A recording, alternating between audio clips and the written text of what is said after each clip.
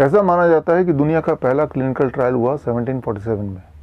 1747 ये वो दौर था जब इंसान में, ख़ासतौर पे वो लोग जो समुद्री यात्रा में जाते या जो लोग समुद्र में ज़्यादा समय व्यतीत करते, उनमें खास तरह की बीमारी पाई जाती जिसका नाम है स्कर्वी। स्कर्वी एक ऐसी बीमारी जिसमें मसूड़ों में खून निकलना, पैरों का सूज जाना, वूंड का धीरे धीरे हील होना, वीकनेस, कमज़ोरी या फिर फैटीग और एंड फाइनली डेथ, ऐसा देखा जाता।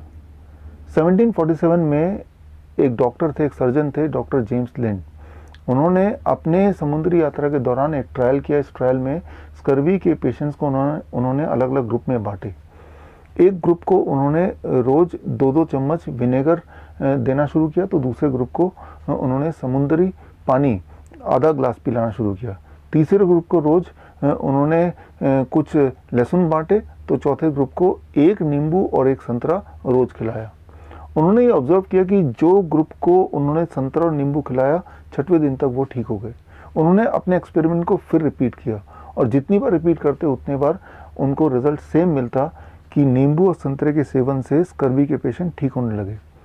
इसके 6 साल बाद यानी कि 1753 में उन्होंने एक किताब लिखी। किताब का नाम है द ट्रीटीज ऑफ स्कर्वी। ये किताब अगर आपको पढ़ना है तो स्क्रीन पे दिए हुए लिंक में जाके किताब का ओरिजिनल एडिशन आप पढ़ सकते हैं। तो आप सोच रहे होंगे कि इस किताब के लिखने के बाद, सारे एविडेंसेस को इकट्ठे करने के बाद से इंसान में स्कर्वी से मरना बंद हो गया होगा।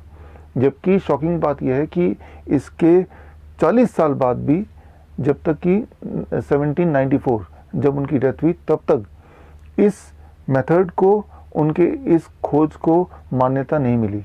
फाइनली 1796 में ब्रिटेन ने इस खोज को मान्यता दी और उसके बाद से ब्रिटेन रॉयल नेवी के सोल्जर्स जब भी जाते समुंदर पे तो साथ में वो नींबू और संतरा लेके जाते। और उसके बाद से फ्रेंच पोर्ट पे ब्रिटेन रॉयल नेवी के सोल्जर्स जम के खड़े हो गए, सालों साल तक पहरा दिया। नतीजा ये निकला कि नेपोलियन को उन्होंने हरा दिया। नेपोलियन के हारने के पीछे सबसे बड़ा कंट्रीब्यूशन था संतरे का।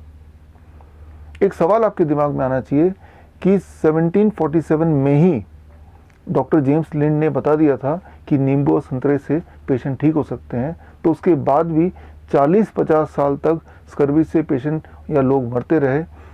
तब लोगों तक ये नया खोज क्यों नहीं पहुंचा? यहाँ पे सिर्फ एक ही जवाब है, and that is what is called politics. मैं आपसे पूछता हूँ कि अगर आप 1747 में पैदा होते और आपको पता होता कि नींबू और संतरे से स्कर्वी के पेशेंट को बचाया जा सकता, तो आप क्या करते? शायद आप बोलेंगे कि आप जहाँ तक हो सके हर पेशेंट तक पहुँचते और आप इस खोज को बताते ताकि ज़्यादा से ज़्यादा जान बचाई जा सकती। बस वही आज हम कर रहे हैं। मैं और मेरे 700 से अधिक नाइस एक्सपर्ट मतलब network of influenza care experts ने मिलकर पिछले 1 साल में करीब 60,000 से अधिक को, या यूँ बोले तो इन्फ्लुएंजा लाइक इलनेस के पेशेंट को ठीक किया विद 0 मोर्टेलिटी एंड 0 मेडिकेशन। मैंने ये देखा उन 60,000 पेशेंट में करीब 20% थे जो क्रिटिकल केस बोल सकते हैं, लेकिन ये सारे वो लोग थे जो लोग हम तक पहुंचने से पहले ऑलरेडी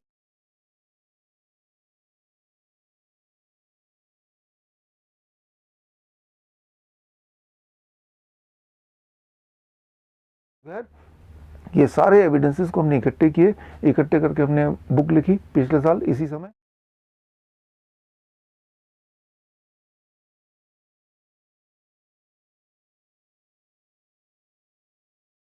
एक किताब लाने वाले हैं, that is called delta raise to the power 72। हमने सारे एविडेंसेस को हर तरह की मिनिस्ट्री, चाहे वो हेल्थ मिनिस्ट्री हो, आयुष डिपार्टमेंट हो, वहाँ सबमिट भी किया, मेडिकल काउंसिल में सबमिट किया। लेकिन अब बीच में आ गया फिर वही what we call as politics. जो आप ये देख रहे हैं या जो आपने देखा वेव 1, वेव 2, अब ये 3rd वेव, ये तीसरी लहर में जो सेंटर स्टेज में सेंटर पॉइंट है वो है चिल्ड्रन। ये सारा एक खेल है, ये सारा एक पॉलिटिक्स है। अगर आप पेरेंट्स हैं और अपने बच्चे की जान बचाना चाहते हैं तो मेरे पास कुछ महत्वपूर्ण इन्फॉर्मेशन है और ये इन्फॉर्मेशन आप तक या हर पेरेंट तक पहुंचना बहुत ज़रूरी है। आप मुझसे जुड़िए। 11 जुलाई सुबह 11 बजे मैं रिलीज़ करूंगा मेरी अगली किताब, that is called delta raise to the power 72। और 11 तारीख के मेरे इस इम्पॉर्टेंट लेक्चर के बाद, इस बुक रिलीज़ के बाद